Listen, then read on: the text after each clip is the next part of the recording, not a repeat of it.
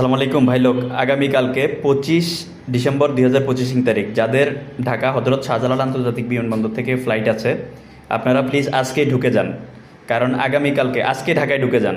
আজকে ঢাকায় ঢুকে ঢাকার অন্যান্য এলাকায় অবস্থান করবেন না, অবস্থান করবেন এয়ারপোর্টের অপোজিটে হাজি ক্যাম্পে কোনো না কোনো হোটেলে। কারণ আগামীকালকে যেহেতু তারেক জিয়া বাংলাদেশে আসবে, বিশাল বড় সংবর্ধনা দেওয়া হবে। এয়ারপোর্ট সহ এয়ারপোর্টের আশেপাশে অন্তত 10-15 কিলোমিটার এরিয়া কিন্তু জনসমাগম হবে বিদায় এই এলাকায় তীব্র যানজট সৃষ্টি হবে। অন্তত 6 ঘন্টা, 7 ঘন্টা, 8 ঘন্টা, 10 ঘন্টারও কিন্তু তীব্র যানজটের সৃষ্টি হতে পারে।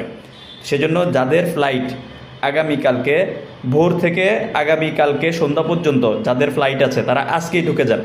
আজকেই ঢুকে ঢাকার অন্য জায়গাও থাকবেন না, কারণ অন্য অন্য এলাকায় অবস্থান করলেও কিন্তু আপনি এয়ারপোর্ট পর্যন্ত আসতে কিন্তু আপনার 8 ঘন্টা 10 ঘন্টা লেগে যেতে পারে।